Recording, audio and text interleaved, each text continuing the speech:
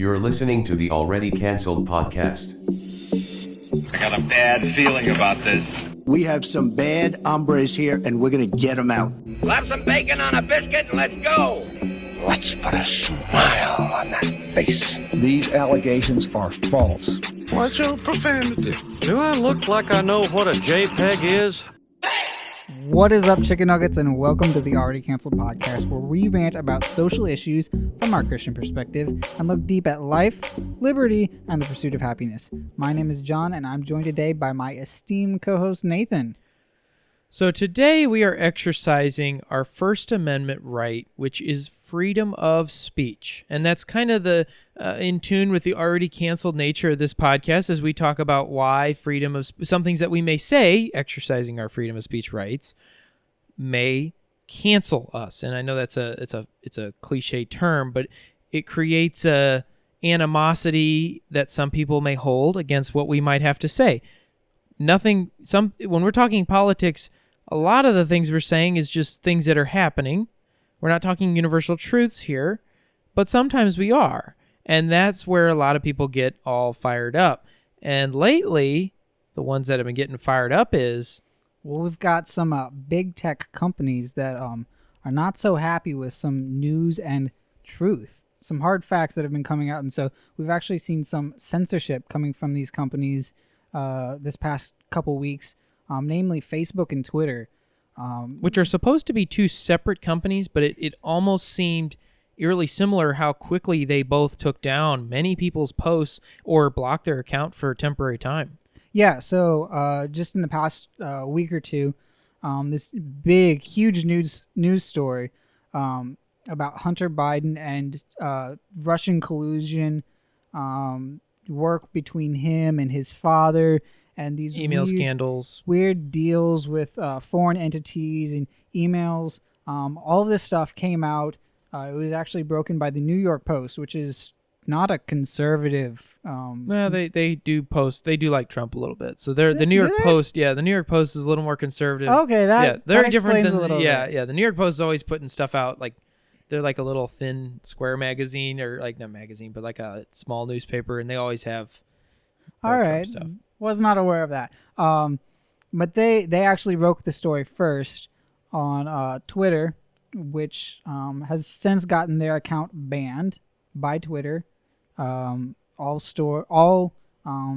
traces of the story have been removed from Twitter, and Facebook has also followed suit, removing the story, banning people, blocking coverage of this story, which really has some big implications for the election. You know, as we're only less than 2 weeks out from the election, this big news about, possible corruption within the Biden family really has some major implications upon this election. And so it seems like these big tech companies are kind of running cover for the Biden campaign. And I hate to say that, but what you're saying is true as to what it looks like. And the problem is they've been doing it for years. It's nothing new that they do it all of a sudden. But the difference is now news that may or may not come out on any political candidate in these next coming weeks is critical to how some people may decide whether or not to even vote. And so that being said, or vote for that specific person, that being said, their idea that they can just take down things, change things, say, well, we're going to determine what's fact and what's not before it's actually determined. Well, I'm sorry, news is inherently known as being, this is breaking, we're looking into it. Well, it should be that way. I don't know if it is as much as it used to be. But the thing is, when news comes out, you may not get 100% of the facts all the time, especially if it's breaking news.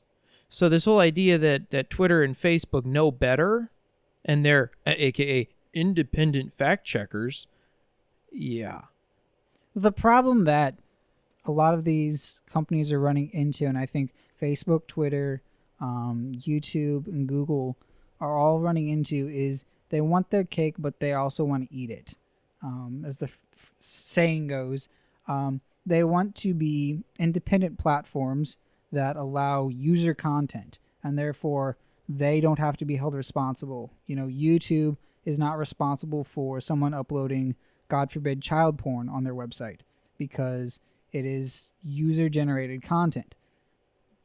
therefore making them not responsible for the content that's uploaded. However, they also want to censor and monitor the content that is uploaded. And of course, child porn should be taken down. I'm not saying that's within free speech at all, but they want to censor other types of content, like what they consider hate speech or conservative ideas or false news and fake facts. And so that's all in air quotes, by the way, if you couldn't tell. And so what they want to do is they want to not be responsible for the content that's there, but they also want to curate it. And so that's two different lines of wanting to be, a curation platform, but also wanting to not have the responsibility of a curation platform like CNN or Fox, who curates what content is uploaded. Well, and I understand that a lot of it is digitized, and a lot of it is, their algorithms will decide whether or not something should be up, and it'll just automatically flag you.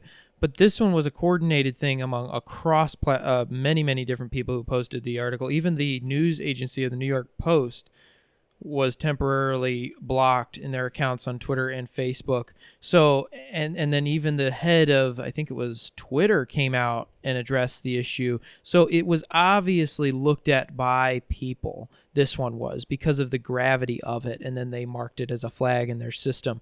And really it comes down to this.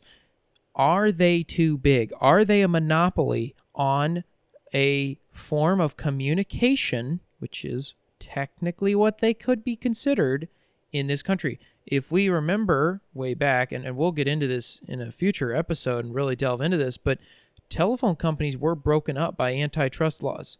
And as of today, which is October the 20th, the Department of Justice has filed, not against Twitter or Facebook, but has filed an antitrust lawsuit against Google. That's big. I think there's a lot to delve into with this.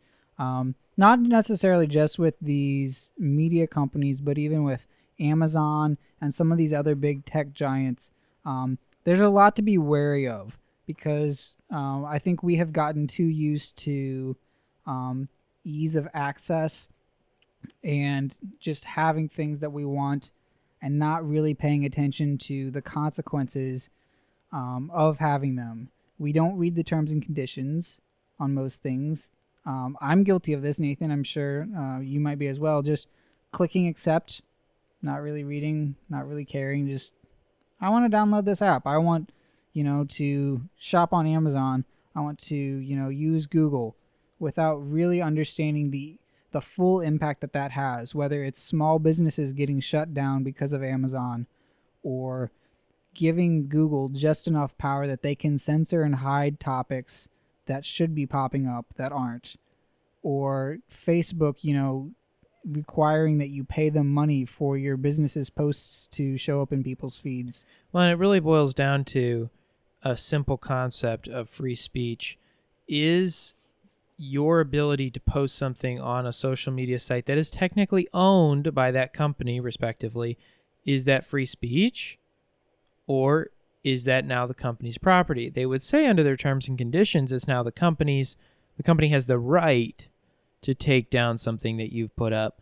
So it's not technically protected under the freedom of speech laws. But the problem is they're so big now, they're inhibiting the spread of information. And it's becoming a communication network because they have all these instant message boards and everything else. So what we're going to see here, and hopefully, sadly, it'll probably be after the election, depending on who wins, but we'll see some investigations into these companies, and I'm looking forward to see where that comes to, or how that concludes. Yeah, it'll definitely be interesting, and something we'll be paying attention to, something that, personally, I have an invested interest in YouTube and their censorship, and I think together we both care very much about conservative censorship that we are seeing somewhat on the rise. So, like Nathan said, we'll be paying attention to that in the coming future as that plays out, and just see where that goes. But talking about the coming future, we've got an election coming up here, and it's coming up fast. And so we thought a good way to kind of get into the election mode, if you will, besides our VP debate discussion and presidential debate discussion. This one is going to be primarily on the platforms in summary. Okay, so we're not going to get into every single detail for either candidate, but in summary, the platform of our President Donald J. Trump and of Vice President Joe Biden. Joseph R. Biden. No, Joseph R. If Biden. we're gonna drop middle initials here, yeah. By the way, do you know what the R in Joseph R. Biden stands for? I had saw it the other day, but what does it stand for? Joseph Robinette Biden Jr. Well, that's a reason they don't use that middle name. Yeah, unfortunate. I don't know what the deal is. This is a total sidetrack, by the way. I don't know what the deal is with, they always want to throw in the Donald J. Trump, and I don't know if that's something Trump likes or if it's like when your mother calls you by your full name because you're in trouble. And it may be something from historical, how he's just addressed himself or how he's published his books. I don't know fully on that. But it's interesting. It is weird because they never... Robinson, is that? Robinette. Man, that is so unfortunate. But anyway, I mean, it's his name, so... Anyway, we're going to take a dive into these candidates' platforms, their agendas, what they stand for, what they say they stand for, at least on their websites. Nathan, which one you want to take a look at first here? So we're going to start, I believe, with President Trump's, and reason being for that is it's a pretty well done summary of what he goes into. This was published August 23rd of 2020.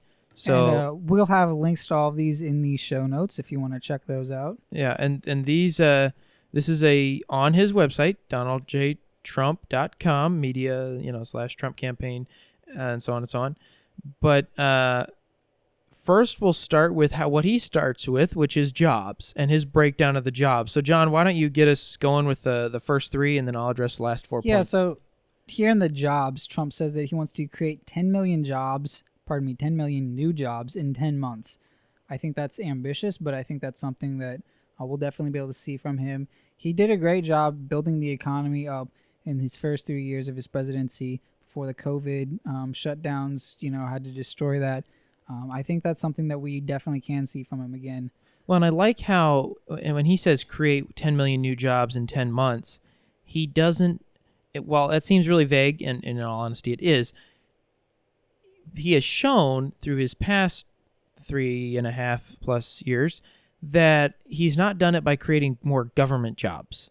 He's done it by actually reducing regulation and taxes, which we'll then get into as he's doing his plan here, and that creates more private realm jobs.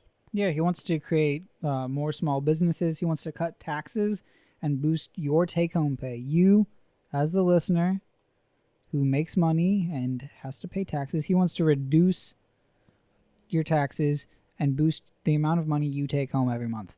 And he wants to keep jobs here in America versus shipping them overseas. I think that's big. I think that's really where we'll see a lot of those jobs coming back is, we've sent so many of our jobs, our manufacturing and our industries, whether it's to China or to Mexico or wherever else, we've outsourced it all because it's cheaper. Well, and we're going to see here how in particular he's going to go about this, because these issues are multi-pronged, and it takes a multi-pronged approach to achieve his goals here. So he says, enact fair trade deals that protect American jobs. We saw that with the,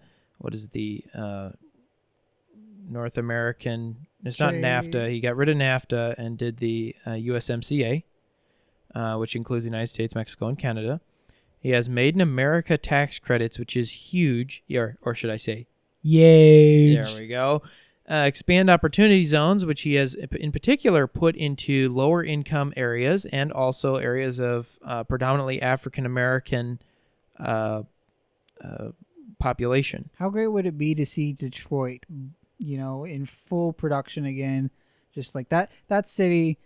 Has really gone through the ringer, and it'd be great to see them back. Pittsburgh, as, a shining light for, manufacturing and industry. It would be amazing to see these cities back up on their feet. Downtown St. Louis, you've got Detroit, you've got Pittsburgh. I mean, you've got all these cities that we need industry, but it's not just white-collar jobs, it's blue-collar jobs. And he also talks about continue to deregulate continued deregulatory agenda for energy independence. Kind of a weird sentence, but I don't know exactly what that means, and I have a little bit of questions on that one from a personal standpoint as to what that entails, because I do believe sometimes exploiting all of our natural resources is not always the best plan, with moderation and a fair look. Eradicate COVID-19. This is Now hang on a second before we jump into some of the rest of these. Again, with jobs, I think Trump is just I think he's proven himself throughout the past 3 years, and I think really if you look at it, he's spent, decades, building an empire, creating jobs, creating income for others, which ultimately leads to income for himself. Whether you think he's just doing it out of, selfishness for himself, or whether it is for bettering other people, he's proven that that's something that he can do. And so between these two candidates, you've got one who has spent years, working to build, an empire, whether it has his face on it or not, and creating these jobs and expanding, economies and building out New York City. Or we have a man who has lived off of the American people as a civil servant for 47 years. Well, and I think that out of stark contrast there. Out of those two candidates, I think Donald Trump really proves that, at least when looking at jobs, he'll do a much better job. And some of these topics we'll discuss are going to overlap each other a little bit, but this one is basically the second biggest issue to the American public today, besides jobs and employment, which goes hand in hand with the coronavirus, or as it says here, COVID-19. He wants to develop a vaccine by the end of 2020, and we already see that starting to take place. He says return to normal in 2021. Those are some lofty goals. Yeah, they are. I don't personally think that we'll have a vaccine by the end of 2020.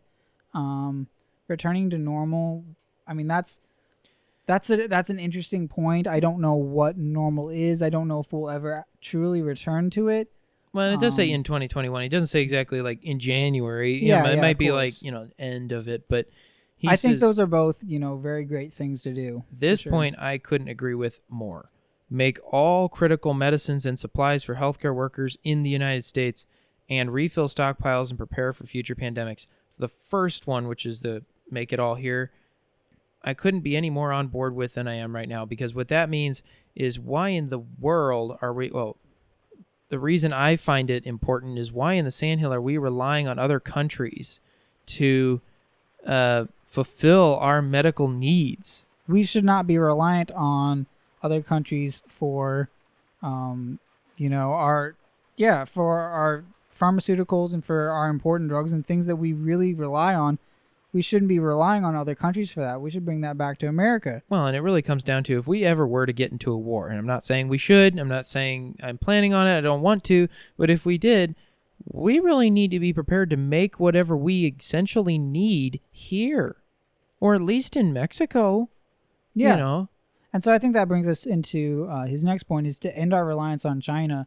I think if nothing else, the COVID pandemic has shown us our reliance on China is much too heavy. They really can't be trusted, and we should be self-reliant again. And so that goes back to the jobs. That goes back to the COVID-19. He wants to bring back 1 million manufacturing jobs from China. He wants to, give tax credits for companies that bring their manufacturing back to America. He wants to hold China fully accountable for allowing the virus to spread around the world. That's amazing. That's huge. And he talks about allowing 100% expensing deductions for essential industries like pharmaceuticals and robotics, which goes back into the COVID-19 stuff, which is great, meaning, he wants to really incentivize them to come. And the biggest one in this list, in my opinion, is no federal contracts for companies who outsource to China. That could cripple some major companies who rely heavily on military contracts and so on and so forth, and that's great.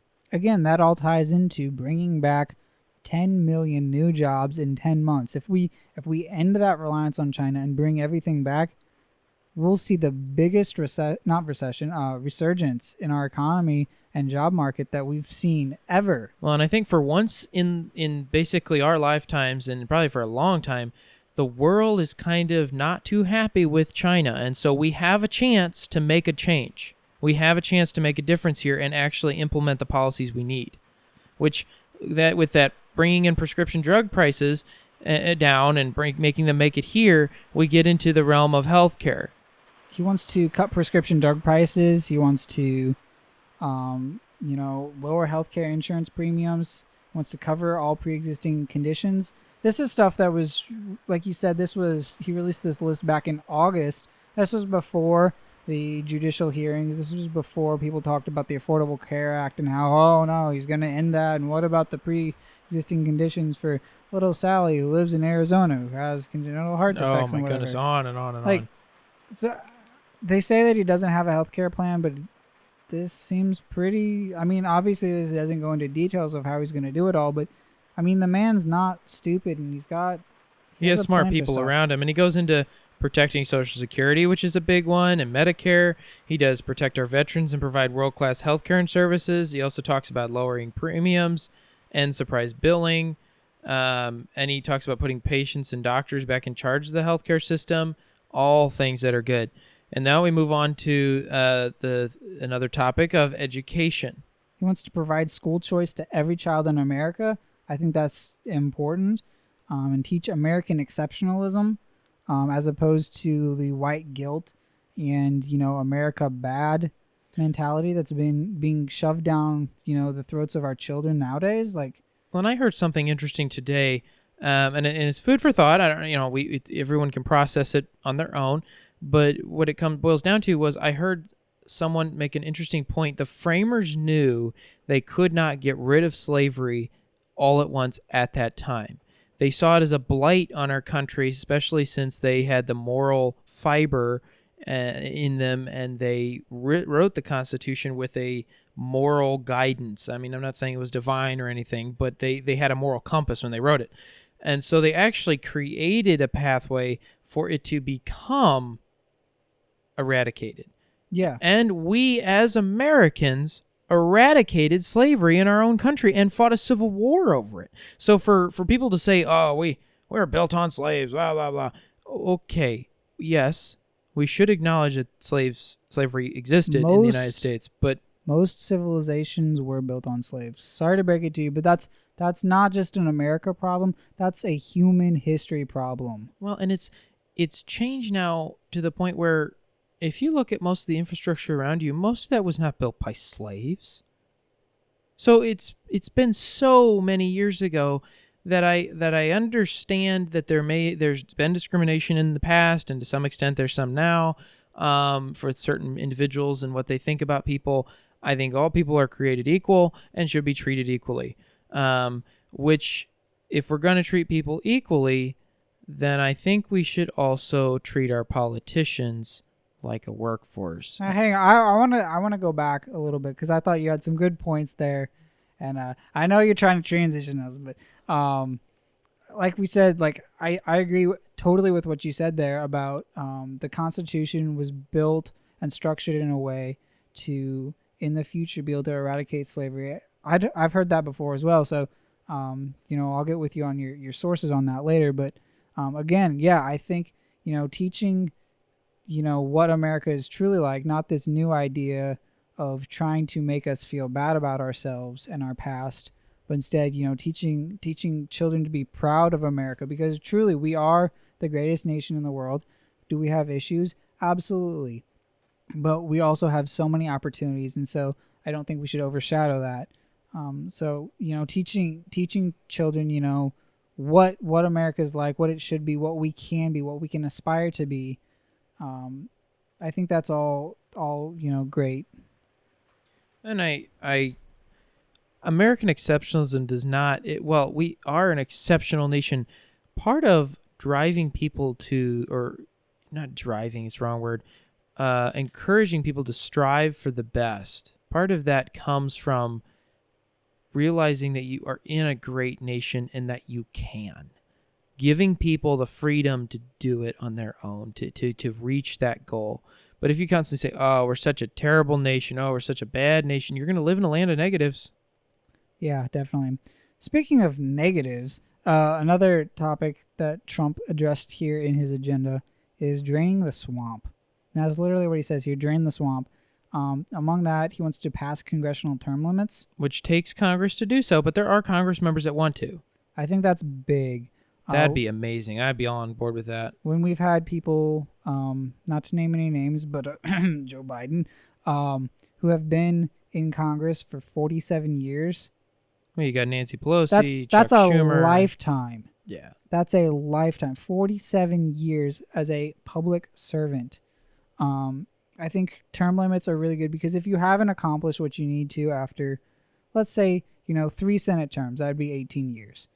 Or, call it an even 20 if you want. If you haven't accomplished what you wanted to in 20 years. Or maybe say just 15. Then you don't need that long. Then you're not going to. Like, if you can't get it done in, 15, 20 years, then move on, go do something else. And I really like this one, which goes in tandem with that one, which is expose Washington's money trail and delegate powers back to the people and the states. If we could deregulate some of the federal bureaucracy and give it back to the states, that would be the best thing ever, because it would allow us to control our fates and our destiny much more than some bureaucrat sitting in some department of the federal government telling us what to do. I think this whole issue of draining the swamp, whether it is exposing money trails or putting term limits, all of that, I think that might be one of the main reasons why they hate Trump so much, is because he doesn't play their game. He's an outsider coming in, looking at the mess that they've made. Like they have made our government an absolute cesspool. And he's coming in and he said, no, I'm gonna be Jesus, flipping the tables in the temple. I'm clearing out all of this garbage and getting stuff back to the way it should be. No way, shape, or form are we saying he is divine. No, by no means am I comparing Trump to Jesus. Although I guess I did technically just you do that. Just did, but yeah. I'm not saying that they're any way equal. Trump is very flawed. He's human, of course, but I think in the same way he's coming in, and I mean the Pharisees hated Jesus for doing that too. And so I think it does show like that. I think that might be one of the reasons why they hate Trump so much, is because he's trying to drain the swamp, left or right, of the evil that it has become. And he also then, when you say bureaucratic and evil likes power, and part of that is he wants to end bureaucratic government bullying of U.S. citizens and small businesses. What that does is takes power away from the government. That is never something you hear from a candidate, and if you do, it's all lip service. And there is actually a lot of deregulation that's happened under the Trump administration, whether or not we all fully agree with it. It's happened, so he's doing it the right way. We also can go then into our law enforcement, which then enforces the laws of the bureaucracy and the federal government. And what are his thoughts on that, John? Yeah, so he wants to fully fund and hire more police officers in law enforcement. That's very different than what we hear the left touting right now about defund the police. Kind of a weird point to take, because some of the funding for police departments doesn't come from the federal government. It comes from cities, states, municipalities, or counties. So it's a little strange there. But I think it's an important point, because a lot of these cities are calling for, like, hey, don't defund the police. Like, we need more police. A lot of these neighborhoods that are struggling, they want more police presence, because that's the only thing keeping them afloat and keeping, the crime out. And so I think that's an important thing. We see he wants to increase penalties for assaults on law enforcement officers, prosecute drive-by shootings, active domestic terrorism, bring violent extremist groups like Antifa to justice. We did see just a matter of a month or two ago, he called Antifa and the KKK both domestic terrorist groups. Yep. And so it's not just Antifa. He is, as we've discussed before, he is denouncing white supremacy. So he really wants to bring law and order back to these cities. And again, he's defending our police. And he wants to get rid of cashless bail and keep dangerous criminals locked up until trial, which is I couldn't agree more with it. Now, I think we have to be careful about I think dangerous criminals locked up, keeping them locked up, yes, that's a good thing. Cashless bail, I agree with, but we also don't want to just lock up all the homeless people and say, oh, you can't pay for it, if they're not dangerous. And so there needs to be some kind of understanding there, and I'm sure a private organization is going to get involved there. And when it comes to, our police force, part of that is defending the federal laws of this country, which include immigration. And so his next bullet point is end illegal immigration and protect American workers. I'll go into these a little bit, and then I'll let you go, John. He says, block illegal immigrants from becoming eligible taxpayer-funded welfare, healthcare, and free college tuition. Makes sense. They're not a citizen of this country. They shouldn't be eligible for these things. Mandatory deportation for non-citizen gang members. Couldn't agree more. Dismantle human trafficking networks. Couldn't agree more. End sanctuary cities to restore our neighborhoods and protect our families. Well, first off, a sanctuary city for someone who is illegally entering the United States is basically saying we harbor criminals on purpose. They may not be violent, but they did break the law. Yeah, definitely. I think a lot of those, are all very important points, and people will come out and say, oh, he's racist, blah, blah, blah, this, blah, blah, blah, that. Really, what Trump is doing here is it's not racist, it's not xenophobic, he wants to take care of America first, and the American people first, and those who are citizens first. And so I think, of course, he wants to, take care of America first, take care of our people, dismantle human trafficking networks. That is huge. That is something that we've seen a lot more recently, is just this discussion and awareness of human trafficking and what's actually going on. And that's almost starting to fade again from the spotlight, which is unfortunate, but I think that's a major issue. That needs to end. Human trafficking is a billion-dollar industry. And I'm sorry, but no matter what avenue of human trafficking it is in, it needs to end lock, stock, and barrel. And I mean, and for law enforcement, do what it takes. I don't care, because that is absolutely disgusting and vulgar and should not be taking place in this country. Yeah, definitely. Looking ahead, Trump's also looking to innovate for the future. He wants to launch Space Force. This is all kind of fun stuff. Which is all kind of fun. Establish a permanent manned presence on the moon. We haven't been to the moon since, the 80s, 70s? Yeah, 80s? I mean, it's time we go back. Good night, it's 2020. And send the first manned mission to Mars. He and Elon Musk are probably going to be working together on that. Yeah, Boeing, I know, is a part of that, too. He wants to build the world's greatest infrastructure system. Which is, couldn't agree more. We need it. Win the race to 5G and establish a national high-speed wireless internet network. And I think that realistically everybody should have high-speed internet. I mean, sadly, do I think it's the federal government's job? No, but sometimes it takes that incentive, like the highway system, to create it, so I get it. And, of course, he also wants to partner with other nations to clean up our oceans. That's great. Help create more access to clean drinking water, clean air. Both of those, no objections here. Yeah, I mean, they're all environmentally friendly things. Clean up the planet's oceans. That's specifically on his page. I mean, he wouldn't put that if he didn't believe in it. And this is where we get into the, in my part, the neat aspect of America first foreign policy and defend American values. These are the critical components for me. And one of them is, and I'll mention three of them here, and then I'll let you go for it, John. It says, stop endless wars and bring our troops home. It's about time. This is something that the Democrats have been, crying for the past, decade and a half. We need to stop being in foreign wars. We need to bring our troops home. So Trump did. Trump started bringing our troops home. He's the first president not to get us into a war in, the past, 20, 30 years. I mean, he did help with ISIS, but he didn't start that. He didn't start that. He ended that. And he started bringing our troops back out of Syria. And what did the Democrats do? They said, "Oh, he's removing your troops from Syria, the poor Syrian people, and we're not going to have a presence there or ability to destabilizing the Middle East." Yeah, it's no. At some point, is it worth being there? Do the costs outweigh the we obviously should help these refugees, but is that the United States government's job? Well, they're not U.S. citizens. Now, I shouldn't advocate for the gassing of anybody, and I know the Syrian dictator did that. Horrible, awful, and obviously should be condemned internationally, and maybe a couple airstrikes might help that. But we shouldn't have troops on the ground. Amen. And he says, get allies to pay their fair share, and this is in particular to NATO and other defense organizations that we're a part of. Couldn't agree more.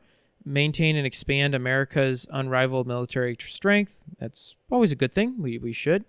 Wipe out global terrorists who threaten to harm Americans. You know what? Yeah. Just wipe them out. And we all know what that means.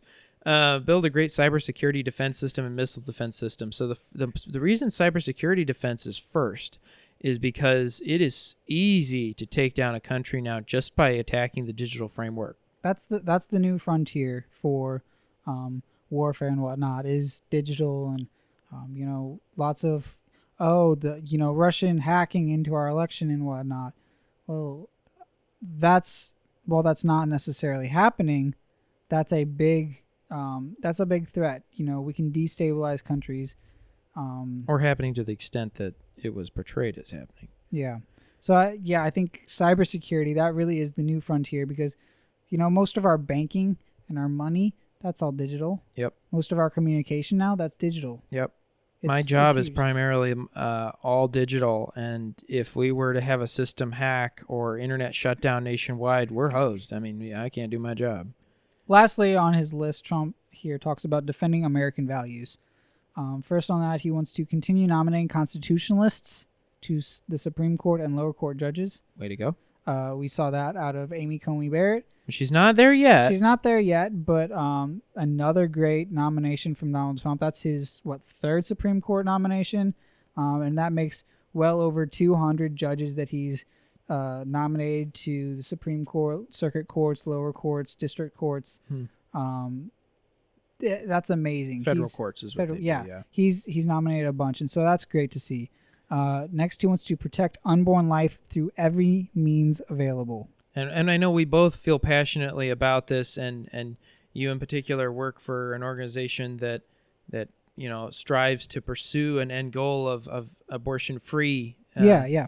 And so that realistically, I agree. It's time. That's really the heart of life, liberty, and the pursuit of happiness. Is if you don't have that first right to life before you're ever born, then the rest of all rights that we have don't matter. The right to free speech that we started out talking about, that doesn't matter if you don't have the right to live and breathe. Mm-hmm. And I believe every life is valuable, and we're going to have a whole podcast discussion or multiple on that issue. But that is Donald Trump's vision here. Yeah, he also, before we wrap that up, he also wants to defend the freedoms of religious believers and organizations and support the exercise of the Second Amendment rights.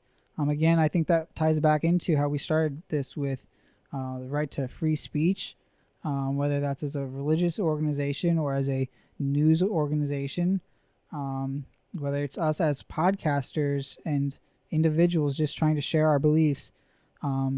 Trump really does want to support and protect the American people, the foundation that this nation was built upon, and the freedoms that are not given to us by our Constitution, but are outlined by the Constitution, because those are unalienable rights given to us by our Creator, and the Constitution just puts into stone that those are there and that we have them. And so I think, Donald Trump is, he's not perfect by any means, but this is a very good list. And if you really have no disagreements. The only one I had any bit of a problem was the deregulatory agenda for energy independence. Like, I want to know more about that, Yeah, but I mean, if you have a problem with this list, if you have a problem with something on this list, we'd love to hear from you. And we have also now, we'd love to hear from you. I'll jump a little bit on that, and you can email us at alreadycanceledmedia@protonmail.com, or you can find us on Instagram at alreadycanceledpodcast. And we'll talk about this. We might set up a Twitter. I'm a little wary about Twitter, or leery, or Facebook. I'm a little leery about those right now after what we just saw, like we talked about with big tech censorship. I don't know if I want to support them that much, But we'll definitely be branching out into some more social media as we move forward. But again, if you have any issues or comments on Trump's list here, again, that list will be in the podcast description. You can reach out to us. However, now it's time to look at Joe Biden's plan. Oh, yes. And this is where it gets interesting. So we're going to look at an article from Politico. It does say it was updated March 5th of 2020, so it's not the most recent ever. But if we look at his website, which is called Joe's Vision, on Joe Biden's website, first off, I'll say their website is atrocious. Just looking at the comparison between the Biden website and the Trump website, I think Donald Trump should win re-election. Or maybe maybe the media team Yeah. should win. I mean, because Trump's probably not coding this, Biden's not coding this. I mean, I don't know. Maybe one of them took up like HTML and CSS in their free time, and they're web guru. Yeah, but that's not something I see our president doing. I mean, look, he's got to be doing something at 2 a.m. while he's tweeting. He's got Twitter open on one screen. He's coding websites on the other, hacking into the mainframe. No, so maybe it's just the media team that really needs some help. But the Biden-Harris media team working on their website. Get it together, guys. Come on. I mean, it's not a terrible website. It's obviously I've seen worse, but every single point that he has is a tab, like a square that you can click on, and then it takes you into like paragraphs. There's no bullet point. This is what I believe in bullet points like Trump's. And I think we discussed this before, but I think the reason behind that is the Democrats really do seem to be trying to hide what it is that they stand for. Well, and it also goes to if you just open up the first one, which on the link that we'll share, it'll be there. It says a tale of two tax policies: Trump rewards wealth, Biden rewards work. And there's like paragraphs about Orange Man bad. Oh my goodness, the end of the world. And so what this goes into, and we've discussed this in previous weeks, is this is a straw man argument. Don't tell me about what you say Trump is doing. Don't, tell me and paint this grand picture of how evil Trump is. Just tell me what you're doing. Because the straw man argument, if you missed our previous episode, is painting a picture or setting up this idea of what your opponent believes that is false or more easy to discredit or disprove or knock over. Thus being a straw man that you can knock over. So instead of telling me about, for 4 years, Trump has relentlessly pursued an economic agenda that rewards wealth over work and favors multinational corporations over small businesses. Don't tell me all of that. Tell me what you, Joe Biden, and Kamala Harris are going to do. On Trump's side over here, it doesn't even mention Joe Biden in his list of what he wants to do. Now, there may be further articles later where he does a comparison and does that, but you should have a small breakdown like this for people who just want to take a glance, read through it, and then if they're interested in a specific topic, then they can go find it on your website. Whereas this one, it gives you all the details on every single one of them. It's like, well, I didn't really want all this. So that being said, we will be referencing Joe Biden's website, but as Nathan mentioned, we have this Politico article that it's almost too vague on some of these issues, but it hits some of these main issues and just states what Biden's stance is on them. So I think I'd like to start with the economy on this one, just because I believe that's the one the president started with on his bringing back jobs. And that one goes into what are his views on the minimum wage. Joe Biden wants to raise the minimum wage to $15 an hour. That's pretty typical across the Democratic platform. We've seen that from a lot of them. Well, first, what is the federal minimum wage? The federal minimum wage is $7.50, I believe. Citation needed, but it's just under $8. And again, like we were discussing beforehand, that federal minimum wage is the national, like you cannot pay any lower than this. And that doesn't mean that everybody's making $7.50, but that means you can't make less than that. And so there's a lot of states that are going ahead and making more money or paying more. A lot of places are up to $10 an hour, $12 an hour. You were 25 cents over. I was 25 cents over. $7.25. Oh, excuse me. Sorry. But no, they just think of the massive jump from $7.50 to $15 an hour. That's double. Now, most states have a higher minimum wage than the 725. I said it wrong too. Most states have it higher for their specific state than 725, but And there's a lot of companies that are paying that much right now. Target is now up to $15 an hour, I think. Yep. Costco, $15 an hour. I think Walmart starts at 10. Walmart's getting up there to 15 too. So it's not, that doesn't mean that everybody's making that, but These companies are allowed to the freedom to make that decision versus the government dictating it to them. that you have to go up to 15. Now, Nathan, what's the problem with raising the minimum wage to $15 an hour? So it's a multi-pronged problem, but I'm going to address the main big problem, which is it drives up the cost for everything you buy. Just think about this for a second. You drive into the McDonald's drive-thru and you want something off their dollar menu. They have to have an employee make that at a factory and produce the burger. You know, they have to provide the contents for that burger, which requires man hours. They have to make it. They have to put it in the bag. They have to give it to you. They have to collect your money. They have to take your order. All that requires man hours. So if everybody's being paid $15 an hour, that $1.99 cheeseburger, or let's say it's $1 for argument's sake, might now just cost you $3. Because there is no way on earth they're going to be able to make it with any resemblance of meat or bread, or they're going to have to just automate it all. So what it's gonna do one of two things. It's either going to increase the price of everything, which it will, or in two, it'll automate everything. Which will lead us into what, the inverse of what Donald Trump was promoting, where Trump wanted to create 10 million new jobs. If you raise the minimum wage and end up having to automate everything, that actually removes a lot of jobs. Yep. You walk into McDonald's now, you might find somebody standing at the counter, but there's a lot of places now, whether it is McDonald's or whether you go to Schnucks or Walmart, that they have a self-checkout, a little kiosk to place your order, or a self-checkout area where you check yourself out. And so they're getting rid of a lot of jobs. And, raising the minimum wage, we actually saw this, not to sidetrack too much, we actually saw this with the Bernie Sanders campaign. He was not paying his campaign staff and volunteers, I guess not volunteers. He was not paying his campaign staff the full $15 an hour that he wanted to raise the minimum wage to.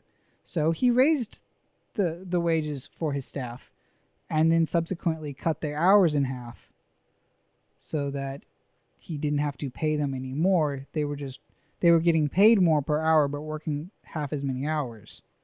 And so that's the other insidious part of this. Well, and he goes a little bit more into the jobs thing on his website, which is his Build Back Better, his little slogan there. And it goes into, and this is the bold, provide further immediate relief to working families, small businesses, and communities. And part of that is aid to governments, coronavirus, unemployment extension, insurance so they continue to receive unemployment benefits. He wants to provide a comeback package for Main Street businesses and entrepreneurs. Well, it all sounds great, but the money's got to come from somewhere. He wants to say ensure that the future is made in America and in all of America, which is great, but he's then advocating for create millions of good-paying union jobs in manufacturing. Well, not every state's union. Unions have their pros and cons. Maybe there are jobs besides just union jobs, Joe. He talks about infrastructure, clean energy, but it's not. And then, of course, in his jobs report, he talks about mobilizing and advancing racial equity in America, which, what does that mean? He's saying, he goes on to details, but the details are kind of vague. He doesn't really go into, he says he'll pursue a dedicated agenda to close the racial wealth gap and expand affordable housing, to invest in Black, Latino, and Native American entrepreneurs and communities, to advance policing and criminal justice reform, and make real the promise of education opportunities. Well, that's all great, but what that sounds like to me is there's a whole bunch of things he wants to be under the umbrella of the federal government, not of the state government or county, city government. That's also a lot of empty promises without any real substance backing that up as to how he's going to do that. Yeah. If we look at some of his trade positions as well, jumping back to this Politico article, he said, "Don't worry about China." He doesn't think China is a threat. He doesn't really see much issue with that. I think that's... Come on, man. China's not going to eat our lunch. Yeah, I remember that comment. China's not going to eat our lunch because China's been, paying for Hunter Biden's lunch for the past, who knows how long. I don't... Yeah, well, he obviously doesn't know anything about the threat that China really poses for the United States, and it is not really our ally. He says the tariffs on China are a horrible thing. He doesn't want to use tariffs to pressure countries. Sometimes it takes a hardball approach to get anything done, especially we've been pushed around for so many years. And I know farmers have gotten the short end of the stick on that one because a lot of these other countries that we put tariffs on buy our agricultural goods. But farmers are also bright enough, we understand, and I can speak from some experience here. I've talked to many of them. We understand that sometimes we have to give a little to get a little. Sometimes we have to take the hard road in life, especially as a country. The Trans-Pacific Partnership, or TPP, he thinks we should join it. It just weakens us and allows for more jobs to go overseas. What are your thoughts on his tax issues? Yeah, so his tax issues are definitely frightening. This isn't from here, but we have seen this week there were some reports about what the tax rates would be like under the Biden administration, and those were pretty frightening. Looking at New York City was looking at about a 62% tax rate, which, if you think about that, 62% of the money that you make would go back to the government. That is insanity. And as somebody on the radio said today, that's theft. But no, Joseph Robinette Biden supports taxes. He wants to pay for infrastructure through changing taxes on corporations and the wealthy. He said it over and over. He wants to tax the rich. But of course, the problem is if you tax the rich too much, they will run away and there will be no more rich to tax. And you'll have to start taxing the poor because that's the only people left. Well, on his website, he specifically says Joe Biden will not raise taxes on anyone making less than $400,000, period. Okay, sure. But let's see what he says then. Raising the corporate tax rate to 28%.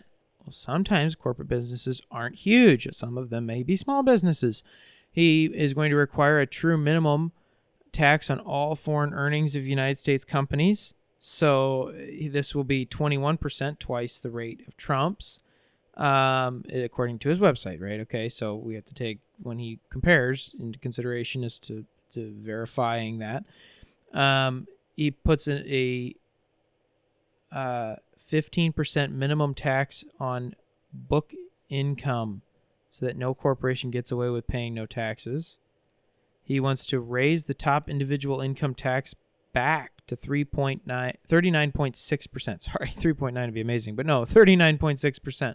Again, that's not 62%, but we'll call it 40%.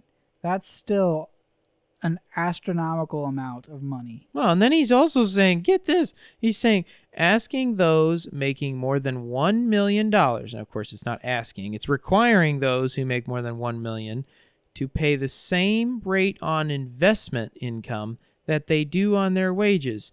So let's stop and think about this from a job creation standpoint.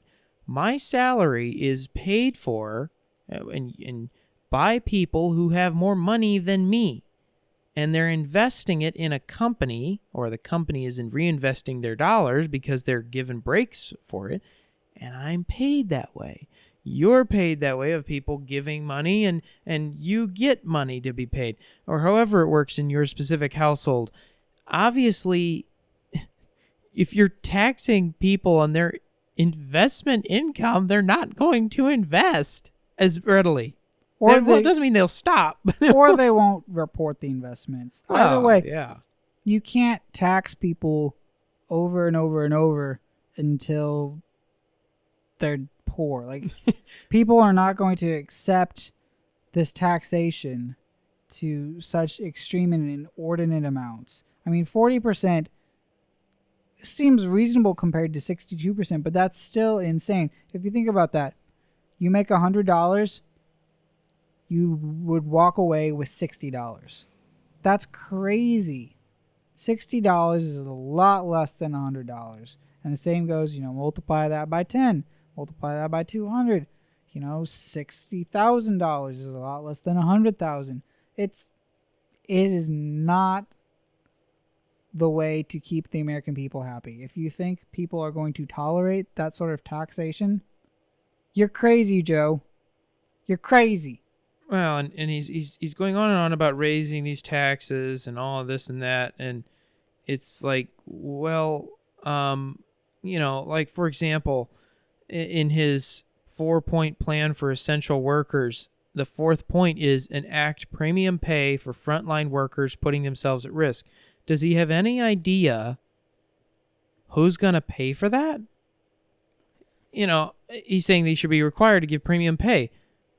Okay. I agree that healthcare workers and those putting themselves at risk should be paid more than they are. But where's that money going to come from, Joe? He said this premium pay should be in addition to paid sick leave. Okay, so all of a sudden you got to have paid sick leave and caregiving leave for every worker, which Joe called for in his March 12th plan, and $15 minimum wage for all workers. So not only did we already address that $15, he's saying you get premium pay, which the definition of premium pay, which, according to Joe's website, is, one second here. Yeah, I think this is crazy. Like, of course, these frontline workers should have, decent pay. But like we're saying here, where's the money going to come from? You can't just, keep pumping out money. You can't keep taxing the rich. It's not going to... We don't have an endless supply of money as the government to just give people. And I think that's really the problem that this comes down to, is the government is not the be-all, end-all, take care of everybody, support, give everybody everything that they need. That goes against the core principles of what America is and was founded on. It's not the government will take care of you. It's the government will protect you and protect your rights, but it's up to you as an individual to go out and to seek that life, liberty, and the pursuit of happiness. You have the right to them, but you don't have the right to the government giving them to you. And I couldn't agree. And what I did find on premium pay is in short form, and in short definition, it basically means overtime, so time and a half. Now, that's not always the case, but overall, that's what it kind of means. So basically, he would require, if you're a Walgreens or CVS or, pharmacy worker, you would get time and a half for every hour you work. Whoa. They're going to be laying off a lot of people. They can't afford that. And then he also goes into on his website a plan for, almost every person of a specific race that you could think of, which I understand different races in this country have different experiences and or ideas about our country or the way it works or how it does or does not benefit them, and so on and so forth. And those issues should be addressed in some way, shape, or form. Not always is it a federal issue. But it also seems like instead of Trump's plan, which says we're going to build everyone up, there was no even singling out of any race. It's saying, yes. He sees all Americans as equal, that being Americans. Whether you're a Muslim American, a Jewish American, a African American, a Caucasian American, a Mexican American, like no matter what, you're an American, and we want you to do better. Well, and what I find really cool is that, I was watching it was like a little mini interview with people who fought in World War II. And one of the guys came from Italy before the war started and joined the United States military. And his comment was when they arrived on the shore and were going through their customs, they stood and looked at the Statue of Liberty after they got through. And their dad said to all of them, "We are now Americans. We are Americans first. This is our country. And they were immigrants. They came from nothing. So to say that, oh, well, no, they're Italian or they're whatever. No, they're Americans. And that's the cool part. And that's what I believe. When we delve into his climate change on his website, and I know he had trouble addressing this for some reason in his debate, both Kamala Harris and his vice presidential pick and Joe Biden had trouble addressing the Green New Deal, but yet it's explicitly stated here. It says Biden believes the Green New Deal is a crucial framework for meeting the climate challenges we face, and that's a quote out of joebiden.com/climate-plan. Yeah, I think that's very telling because, as you said, the past few weeks, they do not want to openly support the Green New Deal, but it's on their website. And I think, as we mentioned before, Kamala Harris co-chaired the Green New Deal. And it's just very telling of they don't really want to take a stand on anything. And so as we've been diving into their website here, it's very vague. And I think it's vague for a reason.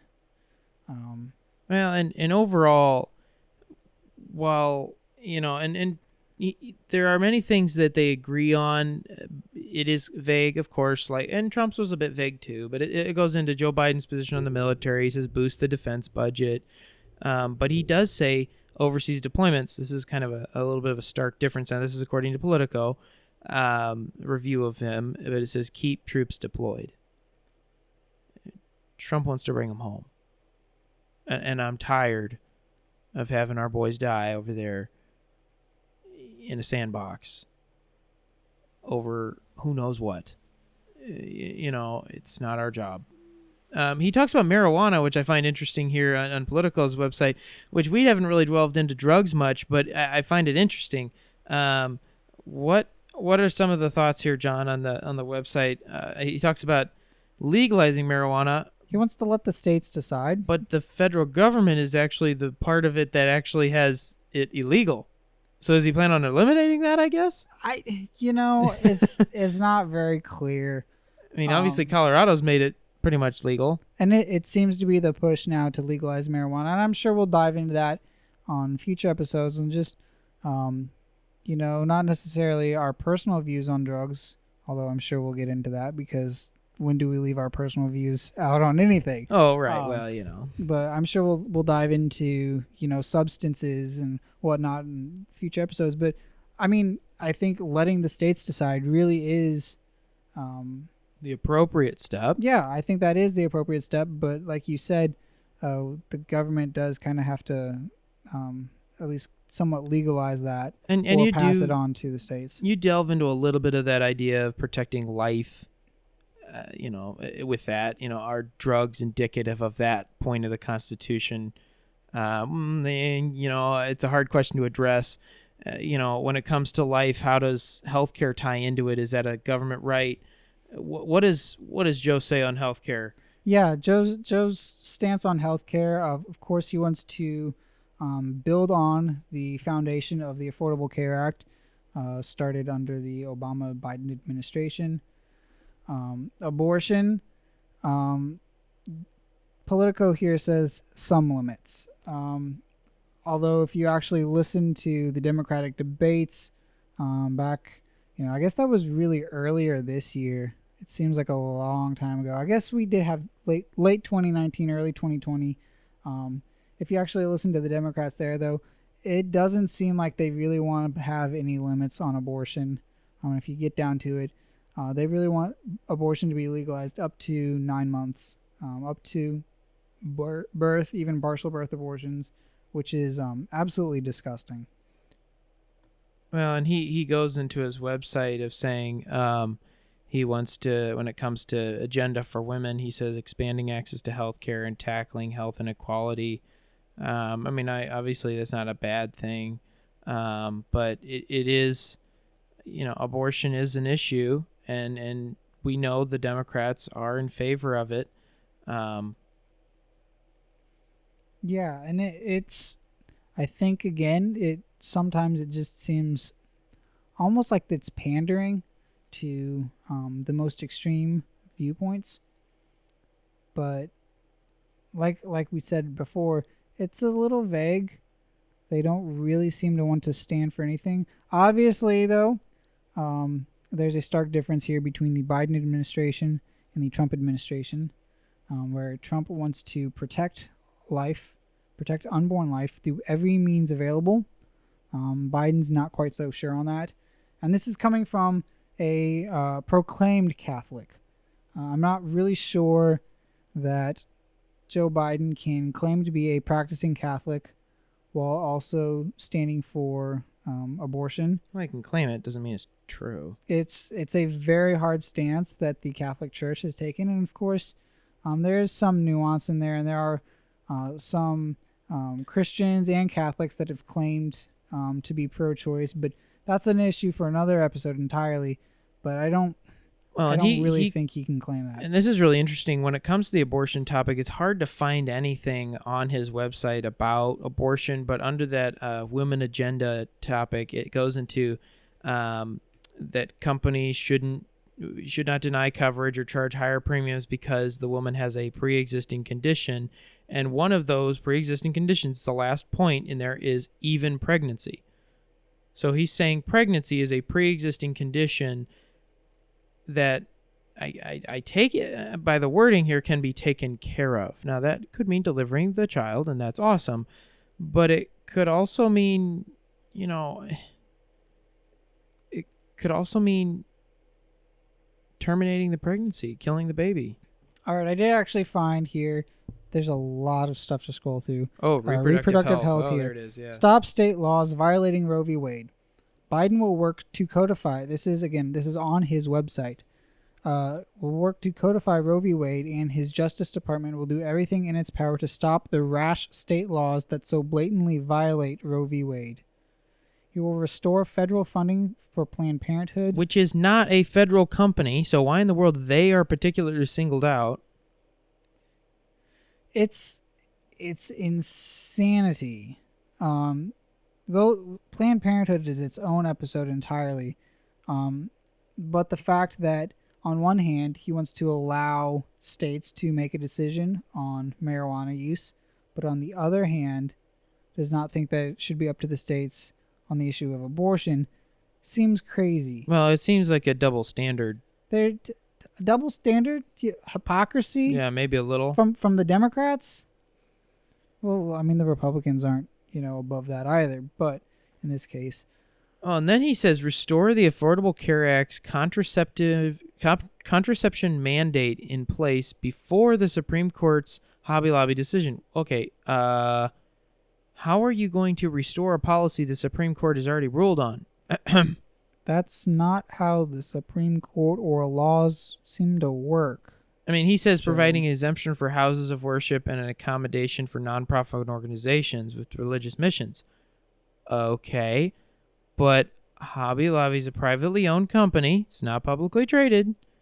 And they fought a lawsuit, saying that they didn't want to pay for certain kinds of contraceptive coverage for their employees. And I take it by the way of this wording of this article. I don't have this written in front of me in stone or anything, but Hobby Lobby won. So, Joe, what are you planning on overturning the Supreme Court now too? Which delves into probably, in my opinion, is one of the very biggest issues that is not... that Trump addressed it. He said he wants to support, constitutionalist judges. Biden, on the other hand, has not addressed the question of the Supreme Court at all. As we mentioned before, about a month or two ago, before Ruth Bader Ginsburg passed away, before we were even thinking about that, Donald Trump released a list of potential Supreme Court nominees. Meanwhile, the Biden campaign has been crickets on the Supreme Court, whether it's nominations or whether it's the issue of packing the court. Still no answer from them. Well, and he has said something which I find interesting, that he will address either the issue closer to the election. I saw something about that. I don't know how true that is, But he also has been publicly noted for stating he will that will become the issue when he wants it to be the issue. It's like when he talks about it, it will be the issue. It's like, that's kind of the point, Joe. The reason we're diving into this is because we want to know where you stand on things. And it's hard to find anything. Good night. You have to scroll through everything to get that was kind of my last point here, going over. Nathan, I don't know if you have any other points on the Biden agenda here. Other than 3 quick points here. Donald Trump said he wanted to support the Second Amendment rights. Joe is very interesting on this. He says he wants to support a voluntary buyback program for assault weapons. So it's very similar to what happened. Voluntary buyback, okay. Yeah, it's very similar to what happened in Australia and the United Kingdom, where they basically turn it in, we'll pay you. If you don't, you're breaking the law. I don't know how far Joe would go with that, but what that did is disarm the populace.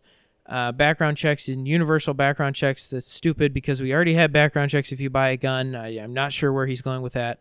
And then a weapon registry. He is, and according to Politico, he is in favor of a national firearms registry. That is totally unconstitutional. And that's in my opinion, but if we are guaranteed the right to keep and bear arms, the federal government needs to keep their grubby fingers off of it. Yeah, and I think, we can dive into the gun control issue also in the future. Hopefully, Joe Biden's point of view on it isn't relevant in another 2 to 3 weeks, but I think it's definitely... Time will tell. Time will tell, indeed.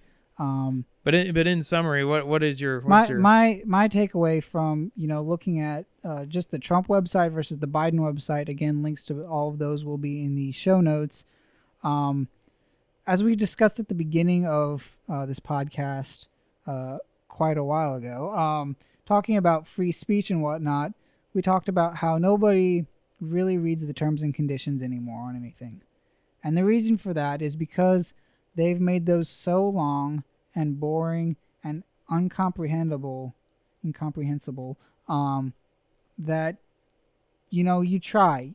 I'm sure you've tried before. You try going through, you try reading the terms and conditions, and eventually you get bored, you check the box, you hit accept. Yeah, eventually you're like, go fully on this. That's what the Biden website seems to be doing here, is they have so many issues with so much written about them that they seem to be trying to overwhelm people with a lot of quantity that doesn't have any quality to it.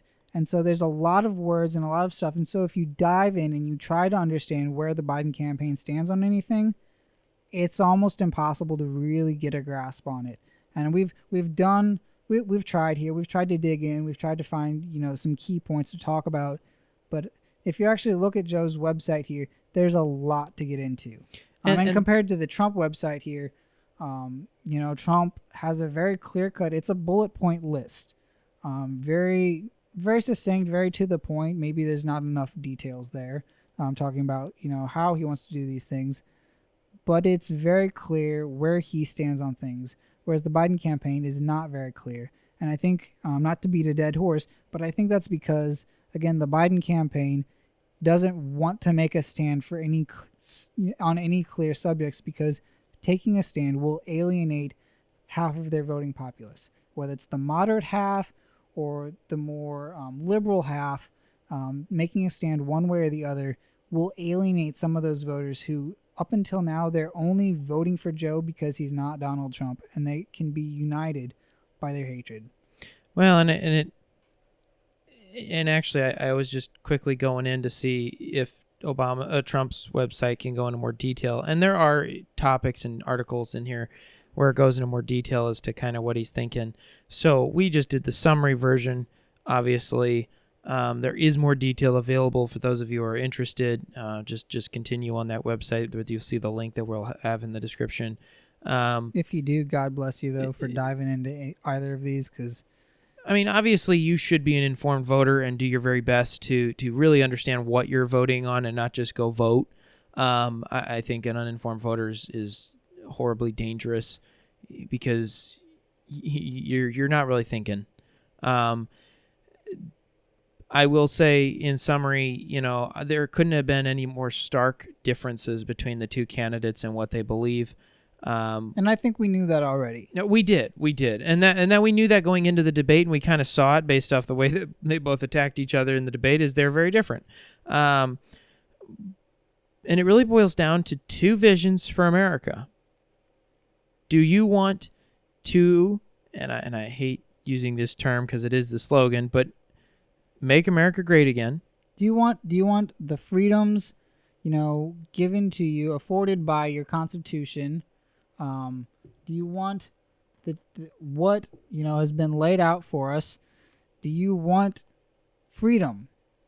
Do you want a better economy? Do you want things as they should be, as the founders created the country to be, or do you want to be taxed to death? Deregulation or regulation? It boils down to those two things. Trump is about deregulating, put it in the power of the people, the states.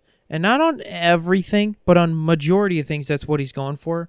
Whereas, let's just use the gun one as an example.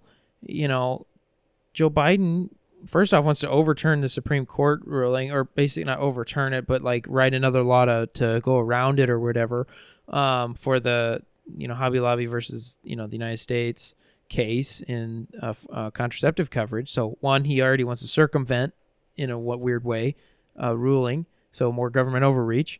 And then two, he wants to do a gun registry of everybody. Well, that's called more government. That's not less government. They support the Green New Deal in some form or fashion. Yeah, he says it has good framework. It's a good foundation. Yeah, foundation. So in essence, in summary of the two plans, more government, less government, more freedom, or more freedom granted to you by the government instead of you telling the government what your freedoms are. And realistically couldn't be any starker of a difference. I'd encourage you and to look through the candidates, make the decision, be an informed voter, and really know who you're voting for or what and why you're voting for them. Look into it. Look at who they are, what they stand for. Like Nathan said, educate yourself. And I think more importantly, though, I think you should pray over this. Because this is not an election to take lightly. This is not something to frivolously go out and vote for.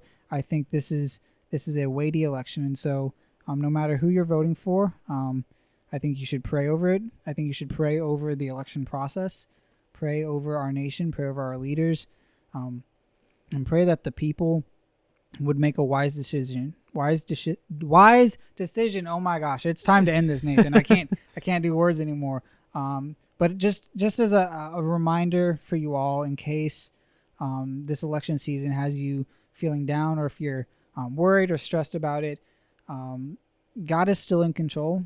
God is still sovereign. He appoints the government, and as it was said of Jesus, the government shall be on his shoulders. So nothing is out of God's control. He's still got all of this.